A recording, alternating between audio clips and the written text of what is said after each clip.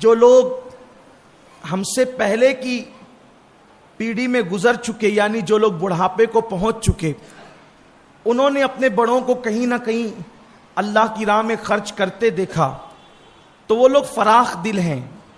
اور وہ کہیں نہ کہیں حصہ لیتے ہیں۔ اب ہمارے شہر کے جو جوان ہیں ماشاءاللہ وہ داڑیاں رکھنے میں شوقین ہیں، نماز کے لیے بھی آ رہے ہیں، روزے کے لیے بھی آ رہے ہیں، لیکن ایک کمی اب ان کے اندر ہے جو وہ دور ہو جائے، اللہ کرے کہ وہ اپنے اخراجات کے معاملے میں بادشاہوں کی طرح ہے۔ ہمارا جوان اپنے اخراجات کے معاملے میں بادشاہوں کی طرح ہے، لیکن ابھی اللہ کی راہ میں دینے کا وہ ذوق ہمارے جوانوں میں پیدا نہیں ہوا۔ جوانوں کی بات کر رہا ہوں، جو لوگ ادھیڑ عمر ہو گئے یا بوڑھے ہو گئے ابھی ان کی بات نہیں، وہ تو ذہن ہے جن کا دینے کا، وہ تو ہے، اللہ کرے بنتا رہے۔ لیکن نئی نسل کے لیے، جوانوں کے لیے کہتا ہوں، آپ بھی ذہن بنائیں اور اپنے خرچ میں سے نکالیں۔ اس کی وجہ یہ ہے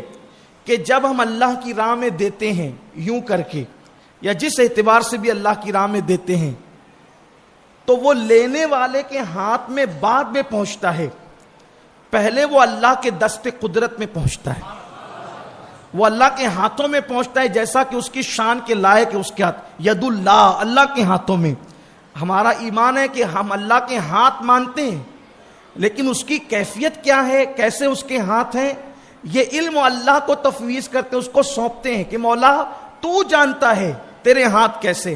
اتنا ضرور جانتے ہیں کہ تیرے ہاتھ ہمارے ہاتھوں کی طرح نہیں ہے، تیرے ہاتھ کیسے یہ تو جانتا ہے، ید اللہ کیسے تو جانتا ہے، ید اللہ پر ایمان ہے، کیفیت اللہ جانتا ہے، اور اس کے بتانے سے اس کے رسول جانتے ہیں صلی اللہ علیہ وآلہ وسلم۔ کتنی بڑی بات ہے اگر کسی کی دی ہوئی چیز میں اپنے ہاتھ میں لے لوں۔ آپ کہتے ہیں یار کہ فلاں صاحب نے میری چیز اپنے ہاتھ میں لی، مجھ سے اور بڑی شخصیت کوئی پیر صاحب، ارے پیر صاحب نے میری چیز اپنے ہاتھ میں لے لی، اور ان سے بڑی ہستی فلاں صاحب انہوں نے اپنے ہاتھ میں لے لی۔ سوچو تو صحیح، وہ تمہاری دی ہوئی رقم جس کی کوئی اوقات نہیں ہے، وہ 10-20 روپے، وہ 50-100 روپے، وہ 10-20 ہزار روپے، جس کا حال یہ ہے کہ تم مر جاؤ تو تمہارے وارثین اس کے لیے جھگڑا کریں۔ بلکہ حالت یہ ہے کہ بعض مرتبہ بچے تمنا کرتے ہیں کہ جلدی سے بڑھاؤ مرے تو پھر وراثت تقسیم ہو،